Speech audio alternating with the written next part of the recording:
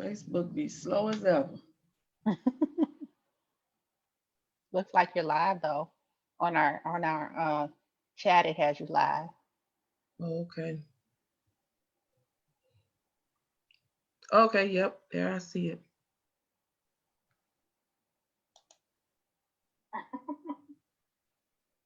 Looks like you're live though. On our chat, it has you live. Okay.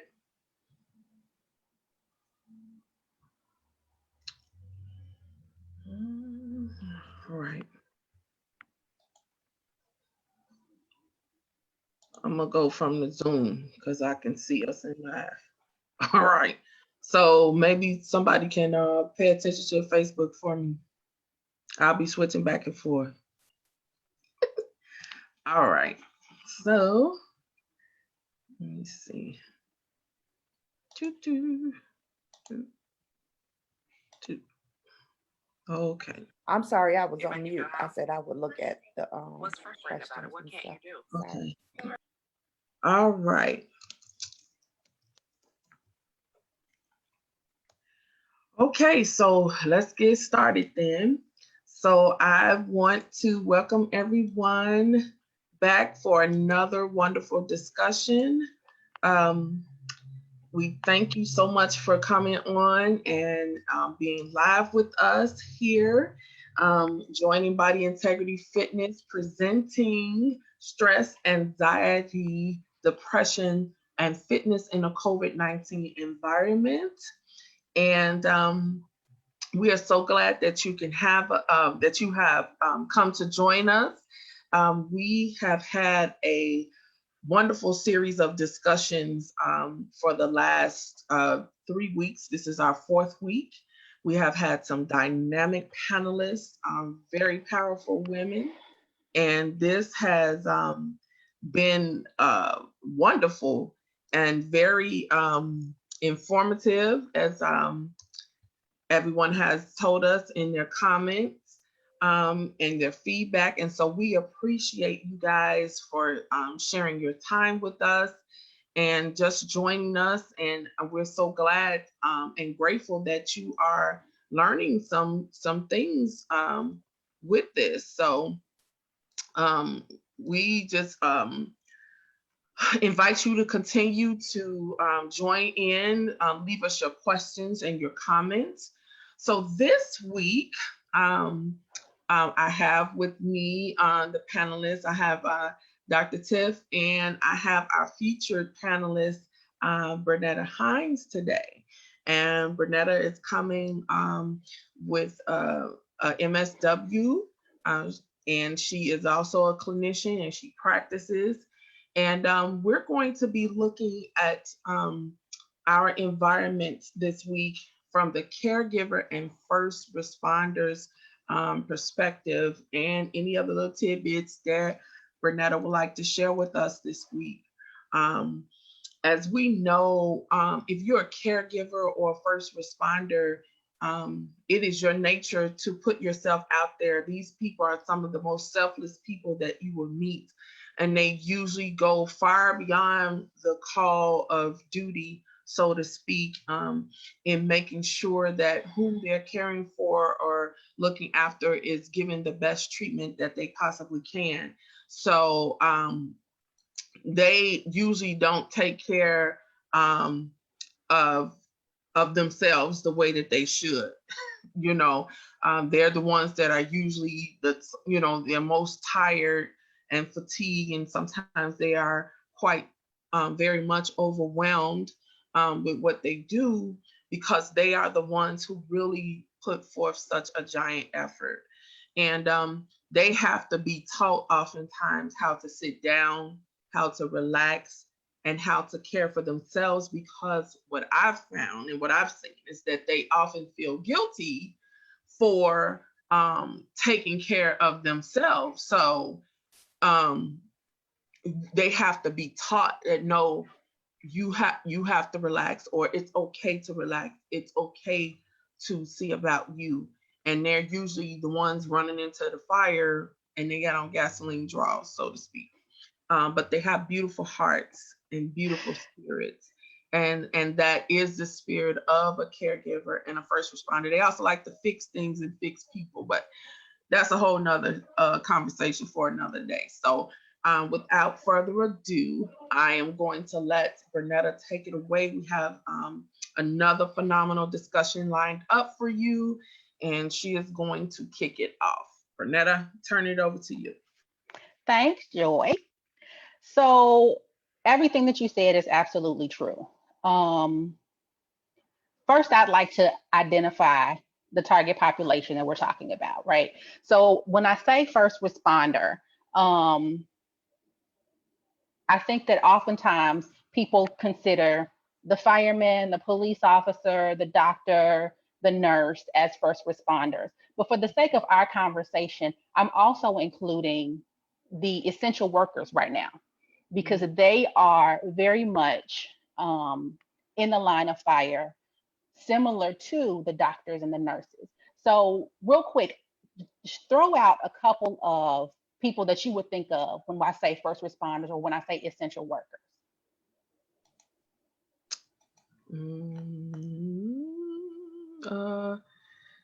Mostly nurses Uh-huh. and doctors. Mm-hmm. I even think of the people that work at the stores, the grocery Mm-hmm. stores, because Absolutely. What? Yeah, those that are working like at the gas stations or like a Costco type of thing, Walmart type of thing. Right. So when I was thinking about this, I was thinking I that's wanted to be kind of all encompassing. So I was thinking of the delivery people. I was thinking of mail carriers. I was thinking of the food service folks, ones in the grocery stores, the ones at the cashiers, the ones that are stocking shelves, ones in restaurants, the ones that are preparing our foods. Um, Thinking about the hospital, there are still occupational therapists and physical therapists working there. There are phlebotomists that are working there. There is the EMT folks, the ones who are EMS, the ones who are taking care of cleaning the facility. I think someone Medical had said, technologists as myself who are absolutely, testing in specimens. absolutely. And for the purposes of our conversation, I want to talk about all of those folks because each and every person in those roles is putting themselves in harm's way. We have to, and I consider myself being a social worker and working in a medical center. We're going into the lion's den. We're going into the fire. We're exposing ourselves. We're exposing our families. We're coming into contact with some of the things that the key people that you think of, the doctors and the nurses, are coming into contact with. And before I go any further, I'd like to say thank you to those people. The utility workers, we don't think about those people, but those are people who are putting themselves in the line of fire when we're dealing with all of the things that come along with this pandemic. Yes. And much like you said, Joy, oftentimes it's really hard for someone who's such a giver to be able to kind of stop and take a break and think about how all that they're giving is impacting them. So thank you to each of the first responders, to each of the essential workers, because those are the people who allow the ones whose job it is to stay at home Yes. and keep things moving. Yes. We are divinely made. We're divinely made. Our bodies are made in a way that, like, I don't even think our minds can really grasp. God knew what he was doing when he put us together. He knew what we would need. And one of the things that impacts us in a situation like a pandemic is our acute stress response. It's more commonly called fight or flight, right? So it's a mechanism that is designed to protect us in a situation where we feel threatened, where we feel like our physical safety is in jeopardy, our emotional safety is in jeopardy. When we feel under attack, we go into that fight or flight mode. So I think when we're thinking about a pandemic, which is peril that is larger than anything that we can describe, It's happening all around us. So our bodies innately go into a self-preservation mode. One of the things that Dr. Tiff talked about is last week is about what's normal, because all of the things that we deemed normal before are not normal anymore. So when we are faced with those type of things, some things start to happen. We have physiological reactions. And that is how whatever's happening around us affects our bodies. The two things that I've thought about most greatly in thinking about what's happening around us is sleep disturbances. And that can mean we're sleeping a lot. You know, I've talked to so many people who are like, I'm so tired. I don't know why I'm so tired. I can't get out of bed. I just want to sleep and sleep and sleep. My body is tired. I'm feeling overwhelmed. And then the other is the lack of sleep. Yes, I've heard a number of people say that as well. You know, like, I don't know why I'm awake. I can't go to sleep at night. I found myself, I'm a sleeper. Typically, I stay up pretty late, but I'm not an early riser. But I found myself waking up early in the morning. This morning is a perfect example. I woke up this morning and I almost panicked a second because it was kind of light outside. And I'm like, oh my goodness, I'm late. When it was like, I don't know, 6 o'clock this morning. And it's Saturday. So our sleep is disturbed. And Joy, you can talk a little bit about what happens when we don't sleep, because sleep is the time that our bodies recharge. Sleep is the time when we are able to reconcile all that's happened over the day. Our minds recharge, our bodies recharge. It's when we are able to kind of detox, de-stress. So that's one of the things that happens when when our body goes into this fight or flight mode. One of the side effects is sleep disturbances. Another thing that I was thinking about was self-soothing behaviors with regard to the physical reaction. So we're doing things like we're eating a lot. Now we're in isolation right now. So food it's like, what else are we gonna do besides eat? But there is the comfort that is found in eating. So we're eating a lot. We're drinking. It's one of the things that makes us feel better. That's right. We're engaging in recreational pharmaceuticals. we're smoking. You know, and these are not necessarily the best things to be doing because they serve to further put us at a deficit. You know, when we're doing those, when we're engaging in those negative self-soothing behaviors, it may feel good for the moment, but without fail, the cost is at some point we're going to have to pay for that. You know, we're gonna come crashing down. The numbness that we create when we're engaging in those behaviors, it goes away. So ultimately, either we're going to stay constantly drinking and eating and smoking and those other things, or we're going to have to figure out a different way. Oftentimes, our default is behaviors that are not necessarily the best for us. There are some folks, there's a small section of the population who their self-soothing behavior might be exercise. You know, it might be being able to like pick up heavy stuff and toss it around.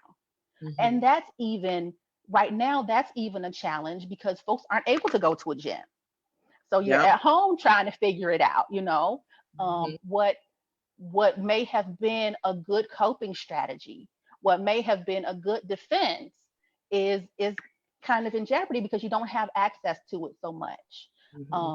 So those are the physiological things. With relation to the emotional reactions that we have, we get anxious, we're nervous, you know, because we don't know what's going on. We're engaging with an enemy that we can't see. Yes. And we don't know where. Right there. Yeah.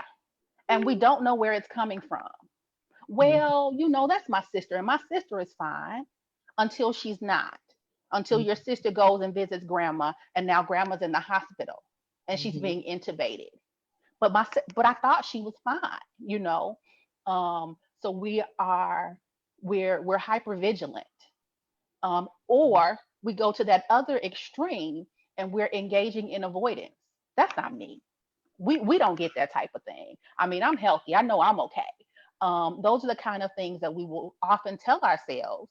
And even being that frontline person, even being okay, I'm going in, but I'm all right. A friend of mine, I think I referenced this during our first session. A friend of mine said that I will always put myself in the line of fire first. Well, that doesn't always work so well, because if you are not safe and healthy, you can't help anybody else. That's right. I saw that for myself. I was working in child welfare and worked with a family, and this family, they drew on me. They pulled from me. They needed a lot. So they tapped into me, they plugged into me emotionally and drained me. And I didn't realize until after I was done engaging with them just how depleted I was. Mm. So it's really mindful to be in tune with yourself and what you need. Mm-hmm. Oftentimes, being that helper, we put ourselves last. We're not that important. We'll be okay. But we need things to help keep us being okay, to continue to be okay. Um, one of, well, another thing that plagues first responders and the essential workforce is compounded stress. So there are countless things. It's not just this big, huge concern with relation to the pandemic that we're facing. Yes, that's scary. I'm not sure where this illness is coming from, and so many people are getting sick, and so many people are dying. But then there's my workload. I mean, Mm-hmm. I'm an essential worker, and I've got to be there at work, but my colleagues are calling off, so I have to do extra work at work. But what Yeah. about my child? I have a child that needs to be taken care of. What do I do with my child? I have to be concerned about childcare. It used to be in the normal world, I could take my child to grandma's house and that would be okay. But I Mm-hmm. can't do that now because I've got to worry about my child's safety, physical safety, and I've got to worry about grandma's physical safety because Mm-hmm. grandma is a part of that population that's the most vulnerable. So then I'm stressed about who's going to watch my child while I go and perform this essential duty. I'm worried about my safety. I'm walking into the fire. Mm-hmm. How am I keeping myself safe? How am I being made safe? And then, even if I happen to go in there and come out what I feel like is unscathed, because this virus can be asymptomatic, well, Mm-hmm. what about when I come home to my child? Yeah. How do I manage that? Because what if my child gets sick? You know, that having that piece to worry about. Um, Seeing the virus affect people close to you. Mm-hmm. You're right there in the heart of it, and you're seeing colleagues affected by it. You're seeing family members affected by it. And having to reconciling yourself, having to be able to function through all of those things. Um, the isolation right now with being sheltered in place, there is a huge gap in what typically was our support system. Mm-hmm. That's another area of concern. Who is backing me up? Who is supporting me? Who's got my back and can take care of me when I'm experiencing all of this? Um, I'm sorry, I had to use my phone today for Zoom as opposed to my computer, so I'm doing a couple different things here. Um, the other thing that compounds the stress, the other thing that compounds the stress that first responders and essential workers have is being there to care for someone else and not really being able to care for themselves or their own. Mm-hmm. the way that this virus is set up and the way that medical professionals are handling it, people are alone and they're in isolation and they are often suffering and dying alone. And Yes. imagine being that nurse who is sitting and working with someone who is at the end of their journey. Hmm. And you know that you have a cousin who's at a hospital a little ways away that's ending their journey and there's no one there with them. Yeah. How do you manage that? So there are countless things that essential workers and first responders have kind of coming at them. And I think it's really important, one, to acknowledge those things, Yes. because it's really easy to gloss over it. It's really easy to not call attention to it because that's what we helpers do. When it Hmm. comes to ourselves, that's one they get pushed to the back burner. You know, that back burner is going to get full really, really quickly, especially in a time where we're having such a crisis, such a worldwide crisis. Hmm. Um, I feel like I'm talking really fast. So if there's something that I should slow down on and focus on more, please let me know. If there's a question that anybody has or a comment, um, You're let me doing know. very I well. just want to See with comment. the people, Uh honey. huh. Have given us so many good nuggets. I'm sitting here taking notes because I'm like, oh my God, these nuggets are wonderful. I just want to chime in on the sleep disturbance. Hmm. Some people, like I said, they sleep too much and some people sleep too little. And you Hmm. have all these racing thoughts and anxiety and all these things going through your Hmm. head. It's 3 o'clock in the morning and you're like, I'm supposed to be asleep Hmm. because I still have to get up and go to work the next morning, and Right. you cannot function. You find yourself like, okay, let me do old school remedies or let me do something, but you're still thinking about stuff that happened the day before when you got off of work at Hmm. 5 o'clock, and you're Hmm. trying to figure out, okay, how can I continue to go through what I need to go through? But now it's 4 o'clock and you're watching the hours go through because you can't sleep. And so um just recognizing that, because I think that Hmm. is something that we do not talk about in terms of our sleep disturbances. Like, okay, I'm working from home, I'm sheltering from home, but I'm good. But no, you still need to be just as reflective. You still need to do your best job, put your best foot forward for Hmm. your employer, for your job the next day.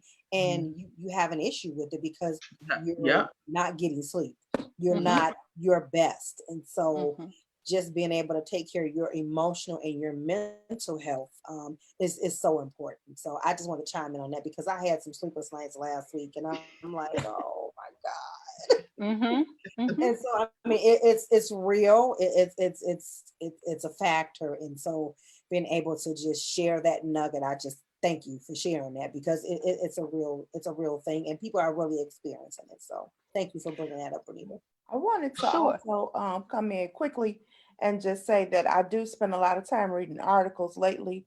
And one of the articles that I was reading was talking about the increase in disturbing dreams, due to the pandemic. And, because our minds and, like you mentioned, our bodies are really in flight mode, in attack mode. When you're sleeping, we're not necessarily resting Hmm. our minds, and we're still, our dreams are reflective of that kind of, for lack of better words, chaos that's going on in this Sure. world, because we're just so unsure and uncertain, and our bodies are still trying to fight for us to be okay and to calm us down and to remind us that we're safe. So if you're out there and you're experiencing these dreams, it kind of is just going with the territories. And that doesn't mean like, all of a sudden you've lost it. It's just going with, what's going on at this time. Hmm. Yeah, and it's a lot. Go It ahead. is a lot. I just wanted to kind of tune in on a couple of points as well. Just, you know, going back to the physiological manifestation that we're having um, with this whole anxiety thing. I mean, people's anxiety is going through the roof. Hmm.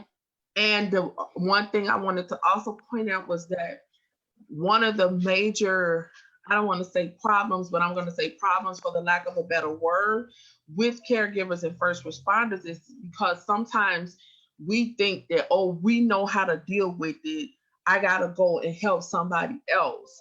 And as Cherie pointed out, which I'm glad she did, was that, but we experience it too. So everything that everybody else is experiencing, first responders and caregivers, they're experiencing, and the other essential workers, they're experiencing the same exact emotions that everyone else who is sheltered in place or working from home are experiencing. But sometimes we kind of repress what we're feeling to put our minds focused on the job that we need to, or the task that we need to complete. And so that creates a whole another level of anxiety, because then when we come home and it's quiet, then those emotions come rushing back to us. And then we got to figure out, or we got to remember, what are those coping techniques? What was I just telling everybody else? What help, and you can really have to talk yourself off the ledge some days. Like, Absolutely. I mean, I was just telling my mom, like, even though I could have kind of used a little time off, I believe God knows me better than I know myself. And these 2 days are enough, are what I need to shelter in place. Because honestly, if I had to be at home all this time, I would probably be wrapped around on a tree somewhere, like crying, like I need to get out. Like, it is rough. So I am very, my heart is compassionate to those who actually have had to stay home these last 5 weeks. I do understand why your anxiety levels have gone to the level that they've gone to, because even though I work every day, I still have that same level of anxiety, because, as Bernetta pointed out, we're dealing with an invisible enemy. So I don't know, and they're not sure, and they can't say with all shadow of a doubt whether this thing is floating in the air or if it's just because I'm in contact with you. Nobody knows, and they're still trying to figure it out. The hospital that I work for, we get updates daily, almost hourly. And one of the other things that they have pointed out for some of those people who are asymptomatic, they're starting to find that people who are asymptomatic, they have one symptom that they don't even know is a symptom. They call them COVID toes. And what it is that they have these little blisters on the tops and bottoms of their toes. And that is the only symptom that they have, but they are COVID positive. So, and that's one of the reasons for the shelter in place, is to try to give them, the scientists, space and time without the variable of people, to kind of try to understand this environment and this virus in a very quick time frame, so that they can develop a vaccine or some type of, they can give you some type of treatment diagnosis, and they can tell you kind of what to look for. They can kind of give you a more exhaustive list of symptoms of what to look for, because right now we kind of shooting in the dark, really. And that's just from a scientific standpoint. We kind of shooting in the dark. We trying to, one of the movies, and I'm gonna turn it back over to Bernetta because I get excited about this type of stuff. World War Z is a perfect example, if anybody's ever seen it. If you watch Brad Pitt, he was the scientist. I think he was a microbiologist. I can't remember what his role was, but he was a scientist. When the thing first erupted in the city, you notice he went into an observation mode, and he began to count the time that it took for the virus to change these people, right? And I think it came down to like 10 or 12 seconds that this virus the people got exposed, the virus went in, it changed their cells, mutated them, and they come out as these zombies or whatever. So I'm saying that to say is that it's those type of scientific observations that need to be made. And it may not be made in that small amount of time, because thank God this virus is not working that quickly. I don't think people can understand the dynamic behind a virus that can work that quickly. Like, I don't think people understand that, because we know viruses work. We always have that incubation period of 3 to 5 days. In this case, COVID is 3 to 14 days. And when you think about incubation period and all that goes on with that, if you have a virus that has a seconds incubation period, I don't think that we understand the gravity of that. And so we're not gonna get into that because we already terrified with what we have. But it things like that fascinate me from a scientific standpoint, but it's also scary because I get a different understanding than it. So yeah, this is amazing. Okay, back to you, Bernetta, because I'll keep talking. So in talking about the physical and emotional reactions that we have, talking about the sleep disturbances, talking about the self-soothing behaviors, talking about the levels of anxiety, the oftentimes avoidance that we engage in, the reason all of those things are functions for us attempting to find a normal, attempting to regain some control, because really we recognize we never really have control. But in situations like this, we recognize how little control we actually have. I think that diligent worker who is getting to work every day and is arriving early and is staying late and is working hard, that is their attempt to regain some control. And it's not always very clear how to do that. So in thinking about that, thinking about a number of things that we can do to kind of help regain some sense of what's normal, some sense of a control over our environment, as little as we're able to do.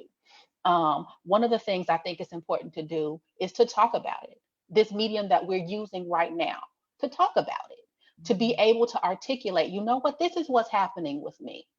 And it be okay. Oftentimes we don't allow people to feel their experiences. We stifle it, and it's not helpful at all. It's the one that has those people going round and round and round.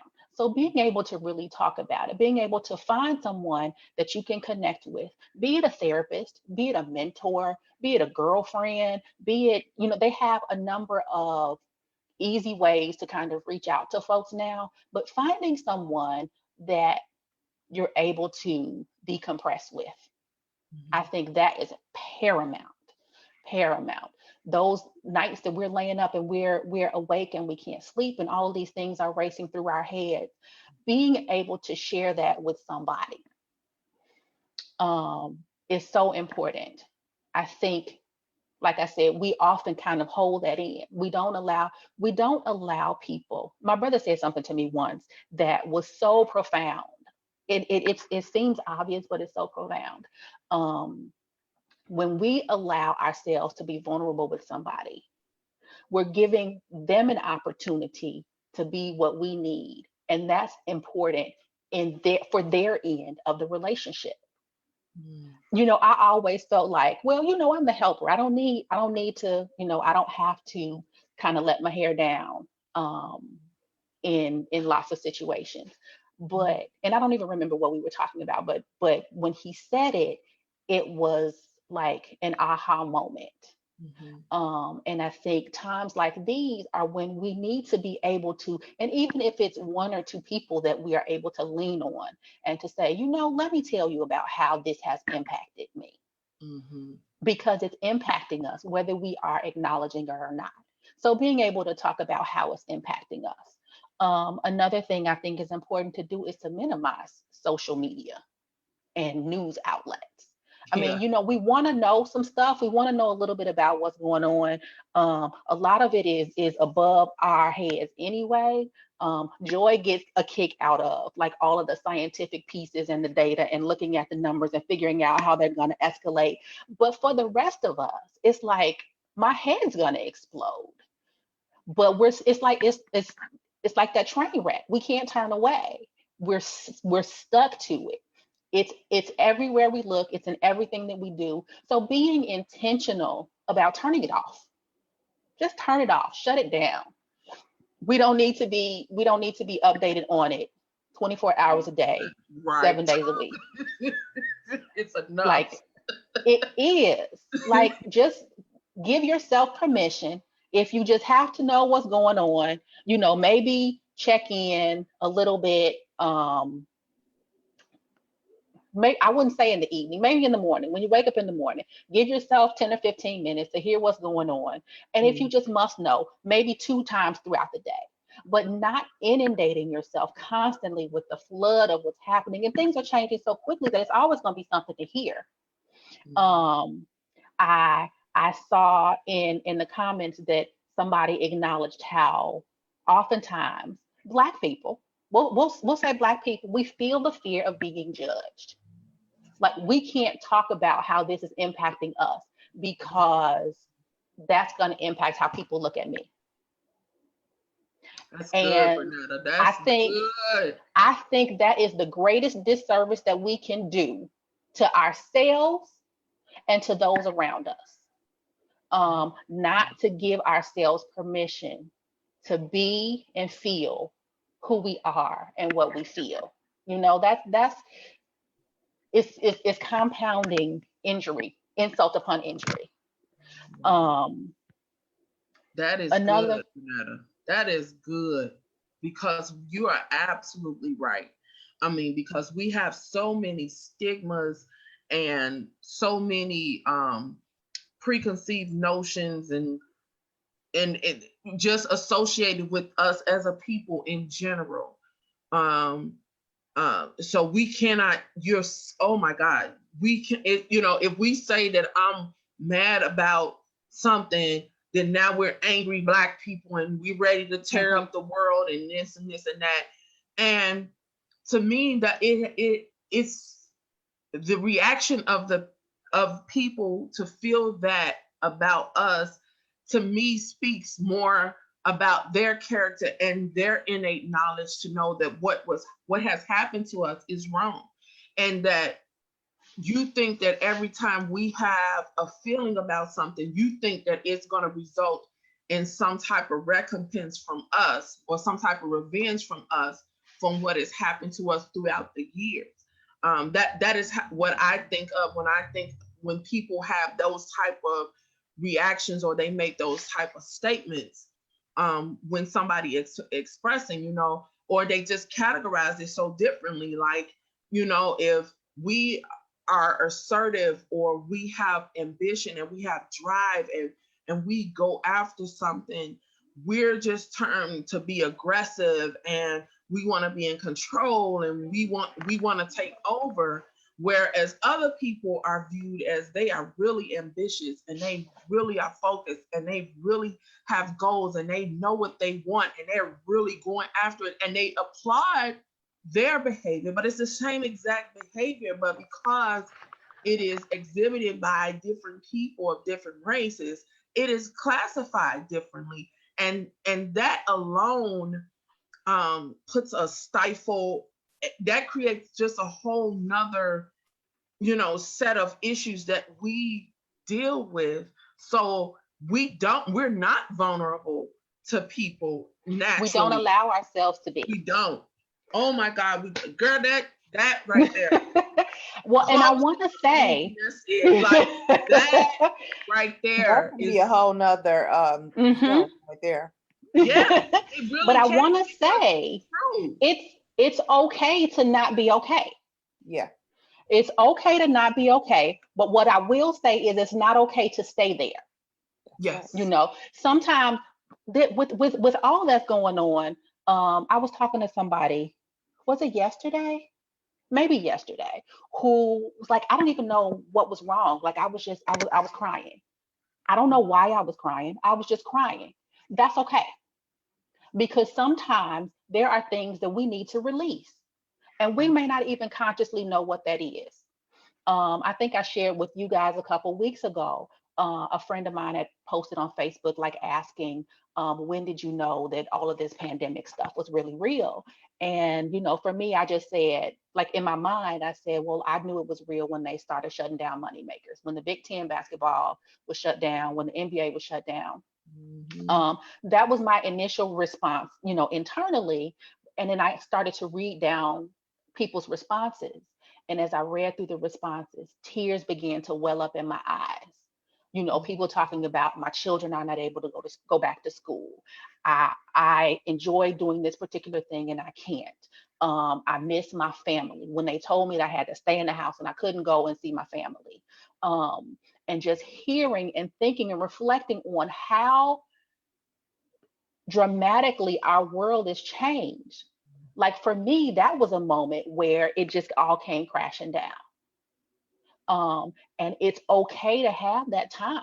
It's okay for it to come crashing down. What we want to do is we don't want to stay underneath all of that.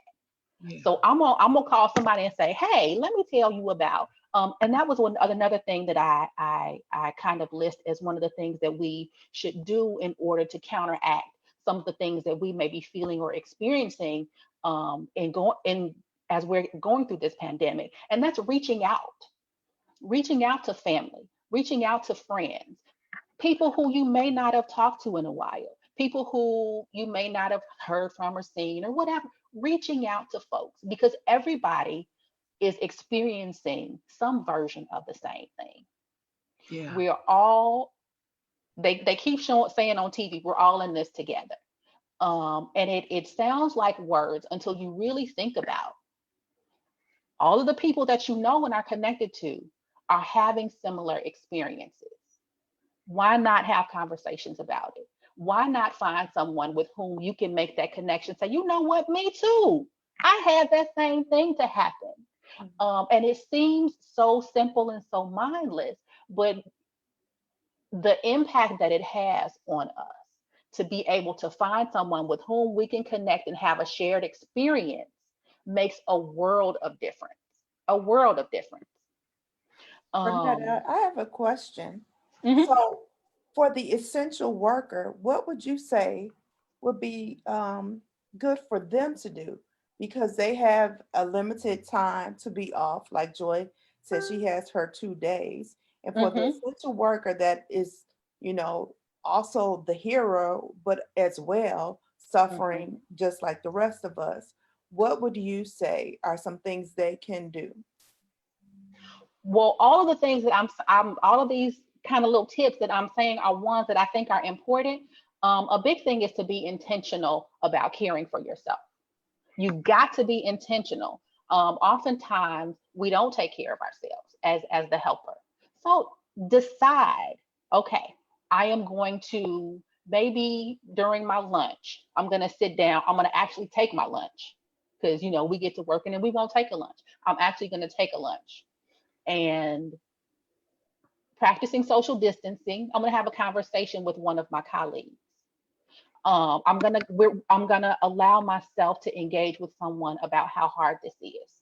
So talking about it, like that is huge. Being intentional and finding someone with whom you can talk about what's happening for you. Another thing is being mindful. And there was there's this picture around mindfulness. And the question is your mind full? Are you all cluttered in your head? Are there 167 things happening in your mind at once? Or are you mindful? Are you consciously thinking about what's happening, where you are, how you're feeling? So mindfulness is a tool that is really helpful. Being conscious about where you are, checking in with yourself. And again, being intentional, like, you know what? It's the morning. I know what I have on my list of things to do today. I know where I have to go. I know what my job is, but I'm going to take 5 minutes, and I'm going to meditate on this piece of me. And it's, again, one of those things that seems so simple, but if you start to thinking, you'll notice without fail 187 other things are going to come into your head. And when those things come in, you just politely slide them to the side and remind yourself that you're thinking about you. You're thinking about this thing that you are, that makes you happy. So you pick something that makes you happy. And as you think about it, and before we finish our discussion today, I'd like to just practice that. Working on being mindful, MINDFUL, and not mindful, FULL. That extra L adds a lot of extra stuff to our heads. So let's take off one of those L's. So mindfulness and meditation is one of those things. I was looking around, and I can't show you because I'm at home and everybody's there. But if you Google Calm Calendar, Yes. or if you go to like calm.com, I think is the site. Yep. It is a full year's calendar of things, of intentional things to do to kind of help you to be mindful, help you to calm yourself, your mind, your spirit, your body. Let's see, what's today's date? Today is April what, y'all? April 25th. So I'm going to open up this calendar. To April 25th, it says, give yourself some praise. Write down or say out loud 5 things you admire about yourself. Really soak in what that feels like. Ooh, Now, girl, you done did something right there. That's hard. See what I'm saying? Because we don't even take the time to acknowledge what we have accomplished. I am guilty of that. Absolutely. You just said that, and I was sitting up here shaking under the table. Like, what did I do? I don't know. I try to do it all the time. Yep. I've learned that though, to do it more often. And that's just it, Dr. Tiff. We have to learn it. Yeah. It's not for whatever reason for us. It's not innate. It's not something that comes easy. It's not as natural for us as breathing. So we have to really be intentional about doing that. Somebody give me another date, just to give you an example of the things that are in this calendar. Give me another date. May 1st. May 1st. May 1st says, bear with me while I get this together. May 1st says, write down all of your shoulds on a piece of paper. Practice letting go of one of your shoulds and explore softening your expectations. Wow. This is really teaching you to be kind to yourself. Yes. And that's so important. We can be kind to other folks. We can go out there and we can run through the fire. We can do all of the things. On the feed, Dr. Tiff, that link for her. Can you, I'm sorry, type that link in there for Dr. I already did. Girl, I got the bomb. I am so glad you brought that up because y'all know I'm taking notes. And that's on my notes. Writing notes in the comments. On my notes. The Calm app and Headspace and using visualization and pulling up the Notes app on your telephone and just jotting down a few notes. So yes, I have it in my notes. Thank you for bringing it up. Absolutely. Another thing is to journal. And everybody is not a writer. Maybe somebody is an artist. But it's being intentional about taking that time. And when I say journal, I don't mean like go get one of those like school notebooks and write. Get a pretty journal that you like, because that's going to motivate you to want to write in it. If you are one of those creative people, get a set of fun pens. And that's going to motivate you to actually use the tool. And take some time out. Again, every day. This is, there are often little things that we can do every day. We can't all jump on a plane and go off to an island and sit on the beach, right? So there are things that we can do every single day that will make a huge difference in our lives, in how we function, in our relationships with other people, in our ability to engage in the world, even in this difficult time. So journaling is another thing. A big one. Joy talked about it. Dr. Tiff talked about it.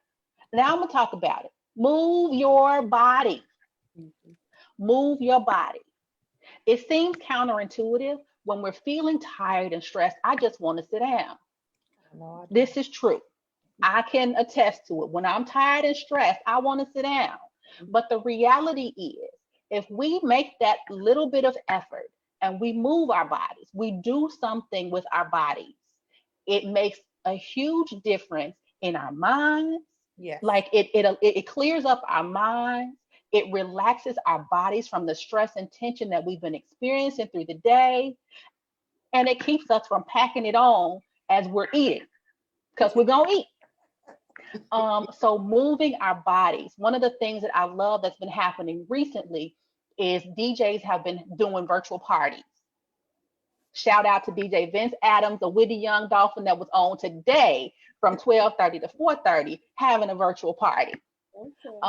So taking that opportunity, and yeah, our kids gonna look at us like we crazy because they don't understand.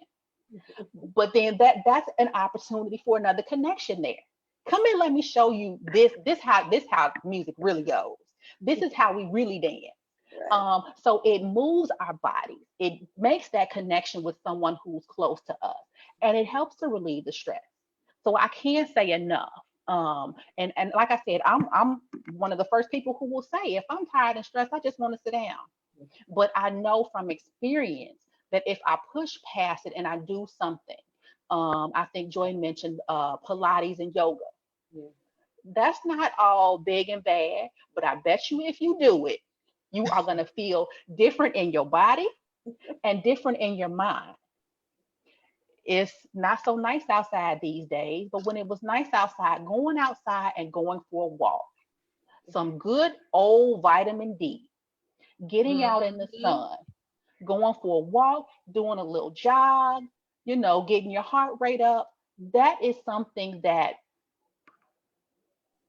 there was this saying, how it's the most underused drug, exercise, right? Because it makes some things happen in our bodies. Joy, you can talk about the oxytocin and all that other stuff that is triggered. You opening up a great segue for me. that is triggered when you are moving your body. So it is the most underutilized tool that we have that can combat some of the things, some of the stresses, some of the frustration, some of the anxiety that we experience with daily life, and then that we experience when crises arise. So moving your body is another thing. Joy, you wanted to talk about the moving your body part. Oh yeah, okay, I'm on. So absolutely. So Renetta, oh my God, you just, girl, you done gutted the fish on this one, child. This is so good. So many wonderful, excellent points that you brought out. But I'm just gonna start here. So we know that our central nervous system, which is our brain, our spinal cord, our neurons, that's the command center of our body, right? And our peripheral nervous system, we have the autonomic, and we have now I can't think. Okay, I'll get back to it. Nervous system. We have both sides, and so we okay, I'm going too fast. Hold on. Okay. Take your time. So with that, you talked about hormones and being able, what we secrete, right? So we know that serotonin is one of the main hormones that affects our mood, depression, anxiety, things of that nature. So when our serotonin and dopamine, which is like that feel good hormone that we secrete, when those levels are imbalanced, we get different behavioral actions. And this goes back to the psychology aspect of it, of how we're reacting, where we are, what type of mood we're in, and how we're being triggered because of those chemical imbalances. Dr. Tiff kind of touched on the chemical imbalances last week. And so those are the chemicals that affect our bodies. And so when we're releasing too much serotonin, we're tired, right? You guys talked about that.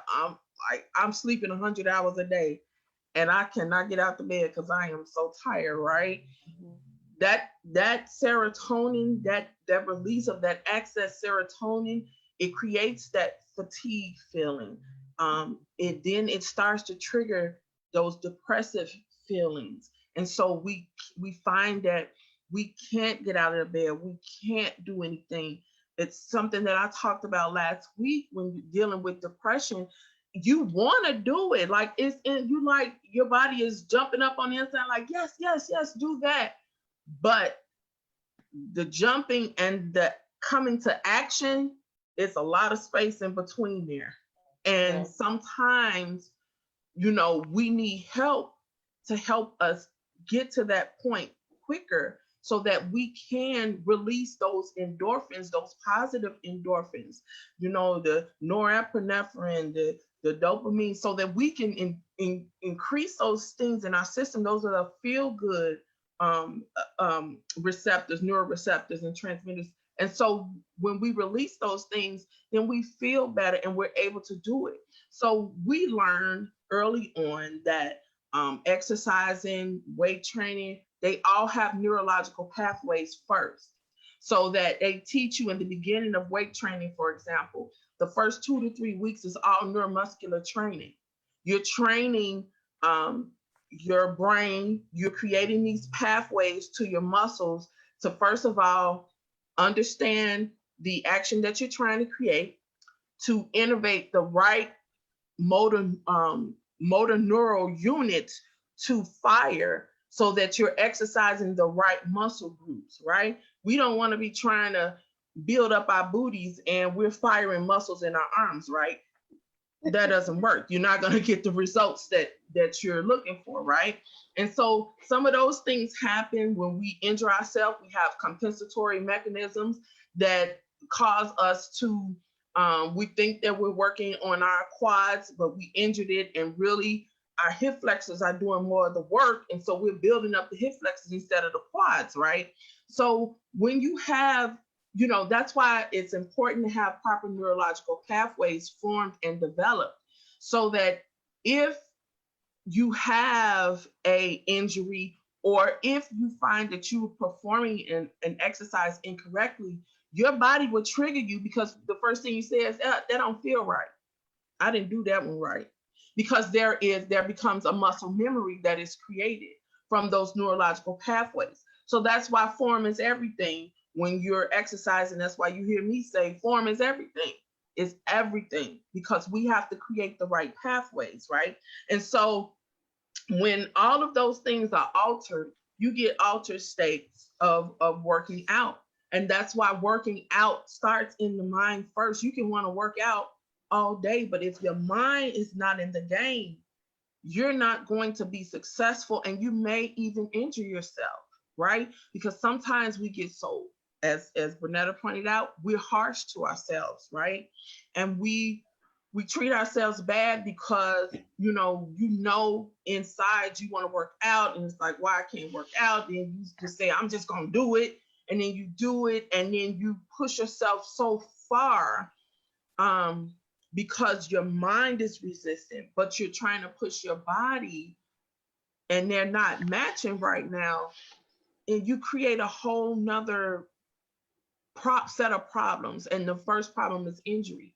And so then that injury triggers, it becomes a trickle down effect where now you're injured. So now you really can't work out. Now you really have to sit down. So now you start releasing serotonin. Now you're getting depressed. And so it becomes a rolling ball, right? And so we have to understand those things. That's why exercise is a science. It's more than just working out. It's understanding the whole thing, It's understanding the whole thing. And the other things we do, we release those stress hormones, right? And the main one that we know about is cortisol. And that cortisol can translate to stored fat if we don't look at it. Right. And we begin to crave foods during these stressful times. And usually these foods are very high in calories, right? And so we start, we might have been a fruit vegetable person, and all of a sudden we need an Italian beef, dipped in hot peppers, Yes, ma'am. Feta cheese. We Yes, need the chili ma'am. cheese fries. Everything I Yeah. got. Right. You start craving all these high calorie foods because of this stress that is how it's impacting your body. And so what we're really trying to do is to tap in to those feel-good hormones of dopamine and norepinephrine. It's what we're really trying to achieve by going and self-medicating, eating a lot, we drinking a lot, we sexing a lot, we gambling a lot, we shopping a lot, because we're trying to really satisfy or trigger that feel-good hormone so that somehow we're satiated, right? And so, some of the things that I wrote down was, and Bernetta kind of already touched on it, is that when we're tense like that, our muscles are already tense. So that makes us stiff. It also makes us tired, to feel tired. And there's that fatigueness, and you don't want to do it. You feel like my body needs to rest. My body needs to relax. So we tend not to do anything during those moments, right? And so we talked about it last week about things to help us relax our muscles. We want to start with deep breathing and meditation, so that, first of all, we can release the stress that our bodies is holding. And oftentimes we didn't even realize that we was holding as much stress as we were, because a lot of times we're operating, especially as essential workers, we're operating on autopilot. Hey, I know I got to get up. I got 8 files to do. I got 9 patients to see. I got 157 samples to run, by 2. So we're working on autopilot, and we're getting the day set up in our minds already. And we're not even taking into account that, dang, I don't feel good, or my leg hurt, my toes stiff. We don't take into account any of those things. And so we're just running on autopilot. And the moment we sit down, it comes down on us like an avalanche, like, dang, I didn't even realize I was this tired. I didn't even realize I was this stressed. I didn't even realize I was this tense. Like, I didn't even know that. Because I couldn't even feel it. And so, we go back to meditation and deep breathing. And during that, you have visualization and actualization of things that you need to do. As Bernetta said, we have to all learn how to focus on ourselves, because we were also taught that you don't brag on yourself, because that's arrogant, right? And there's such a fine line between bragging and being arrogant, and just acknowledging that, hey, I accomplished some really nice things, and I'm proud of myself for that.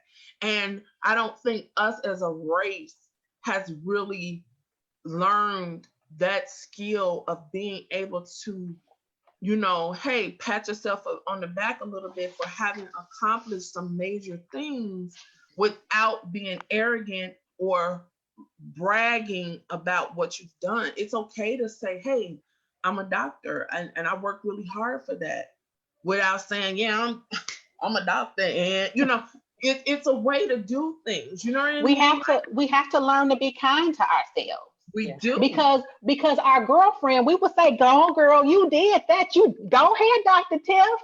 But for ourselves, we can't, we aren't kind to ourselves. We're not. I would be first to admit that if you guys heard the way I talk to myself sometimes, y'all be like, Joy, do you even like you? You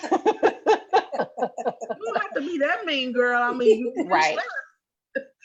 But that's what we do. And so some of the things that outside of yoga and Pilates that I still push for de-stressing, sometimes more invigorating workouts also releases stress. So, you have HIIT, the high intensity interval training. You jumping rope, running. It's something about that impact and hitting that releases, and it really works. I put down playing racquetball, squash, basketball, Martial arts, boxing. I used to box, hitting that heavy bag. It releases some stress off of you, and it relaxes the body. Like you are calm, and that's why you see, even with a lot of martial artists, MMA, Muay Thai, kickboxing, that they're some of the most relaxed and calm people that you will ever meet, because that level of exercise, it releases a lot of aggression and a lot of tension that you have within you, and it allows your mind to come down and kind of center and focus and think a lot clearer. Wrestling, you have cycling, any type of aerobic video or class that you can do. Where now at home it'll have to be an aerobic class. So Billy Blank's Tableau, P90X, Insanity, any of those very high intense workouts that put a demand on you. And then some other highly skilled activities that aren't exercise, so to speak, but they really cause you to focus on dexterity and fine motor skills and working with your hands, are also very calming and releasing of stress, because of the level of skill that is required to complete these tasks. So some of those tasks are knitting, quilting, sewing, making dresses and clothes, needlepoint, crocheting, painting. Like I said, they aren't like high impact, because everybody is not a high impact athlete, right? But couple these things with, if you do your deep breathing and maybe do a Pilates class, you can focus on knitting that sweater and getting that pattern right and getting those stitches right. That's how come the adult coloring books, that's why they become so popular.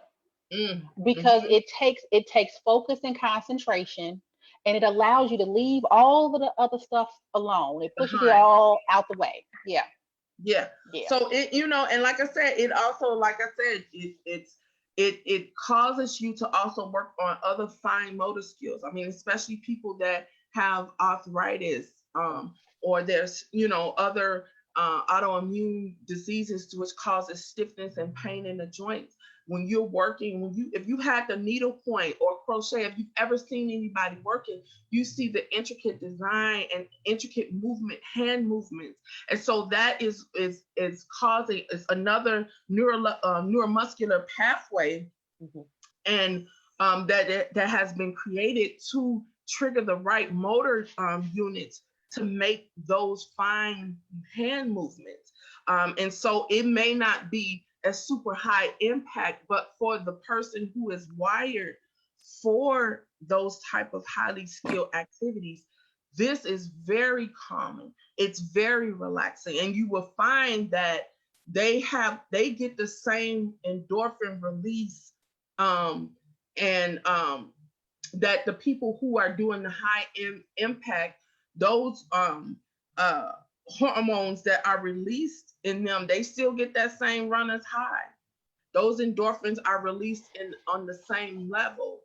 And so you just have to find what category you are, because you may not be that super athlete, and that's okay, right? But the first thing that you have to do is get the mind in line with what you want to do. And once you can get your mind in line with what you want to do, then you can push yourself. There are points when you can push yourself beyond, the level that you thought you can do, but we have to have a base first to do that. And that is, starting with dealing with things that we are experiencing and things that are impacting us, especially during this time. I mean, to me, this situation is both a blessing and a curse, because it has caused the entire world to stop and take a step back and reevaluate some things and themselves and relationships and practices. It has caused us to stop And that's a good thing, because we often hear, we scroll past videos. Prior to this, people were scrolling past motivational videos that were instructing us to, take a moment to breathe, to relax, to reevaluate. We'd be like, oh, that's nice. Yeah, I'm okay. But I'm all of getting to those the things, next thing. all of those things are really real, and they're really necessary. They're absolutely Really necessary. And it's those things, those little things, a little bit here, a little bit there, a little bit here. Those things make a huge effect. Yes. I wanted to just share, I don't know how many first responders, how many hospital workers that we have watching, but just some fun things that are available. Starbucks is offering a tall coffee to hospital staff, a free tall coffee until May 3rd. I don't know if people who work in the hospital heard that Crocs is offering a free pair of shoes. You have to log on to their website, and they're giving away shoes. I think it's something like 250 pairs a day. Right now, Nando's Peri Peri, their chicken is delicious, but they are giving a free meal to doctors, nurses, healthcare workers with their ID. Just a few things, a few kind of feel good things that are happening to kind of help folks to deal with. I mean, it doesn't solve our problems, but it helps to kind of that little nice thing that helps us to feel a little bit better. I am conscious of time. It's 4:43. We're a little bit over. Joy, if you are done, I would like to do a quick mindfulness exercise, and then that can be how we wrap up. Okay, so I'll just say my little last piece. Also, McDonald's is giving food away, and so is That's White right. Castles. And BP Gas is giving away, I think they're taking 50 cents off the gallon for gas. Wow. But you have to get a special code. You have to go to their website and sign up and get a healthcare. You get a special code when you sign up, and then show your ID or what have you when you get there. And then it's 50%, 50 cent off of the gallon. 50 cent, not 50%, 50 cents off of the gallon. Because I don't know. Everybody going to the gas station. Joy said it was 50% off. 50 cents off the gallon, I believe is what they are giving. Which is still great. Yeah, it is. Still amazing, right? So we had an amazing talk. I would like for you to like, share, comment, pass this around, because you're getting some phenomenal information, right? I have a dynamic panel. These women are super dope. I'm so glad and so blessed that I know each one of them, and that when I called, they answered me. So thank you, ladies. And we're gonna end with Bernetta. She's gonna close us out. All right. So what I would like for you all to do, wherever you are, wherever you're watching, as long as it's safe. I hope ain't nobody driving or anything like that. But to close your eyes. And typically, this is an exercise that we can do over the course of, I would say, 2 to 5 minutes. I'm going to take 30 seconds, because 30 seconds can be a long time. I want you to think about something that makes you smile. And I'll give you a second to come up with that thing, that person, that whatever, that makes you smile. And I want you to think about what it is about that thing or that person that makes you smile. Being mindful as things come in your mind, distracting you from that thing, to push it aside gently. Be nice, excuse me, and get right back to that thing that makes you smile. And as you're thinking about that thing, and you're thinking about, or that person, I'll call it a person, as you're thinking about that person that makes you smile, and you're thinking about why they make you smile. Every time something creeps into your mind other than that person, I want you to move it over and get back to thinking about that person. Think about why they're special to you. Think about if they were in front of you right now, what would you say or do? Remember a time when you had an experience with them that is lasting and that has stuck with you.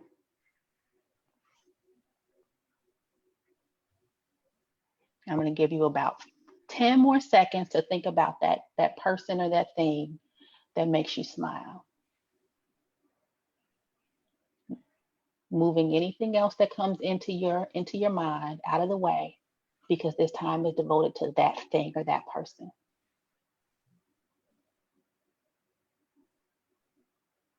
And as you're wrapping up your thinking about that person, I want you to think about maybe calling them, how to feel when you call them, and what you might say to them. And in 5, we're going to open our eyes in 5, 4, 3, 2, 1. So think about how that felt. And that was really quick.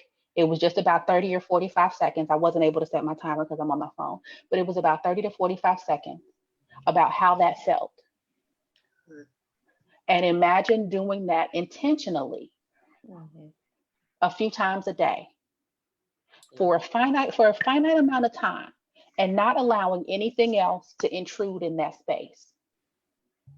And that's one thing that we can do every single day, multiple times a day, to kind of help bring us back to who we are, whose we are, where we're supposed to be.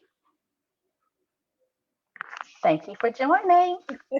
Yes, that was amazing. We will see you guys next Saturday, 3:30 Central Standard Time, 4:30 Eastern Standard Time. Thank you. Like, share, comment. Have a great evening. Bye.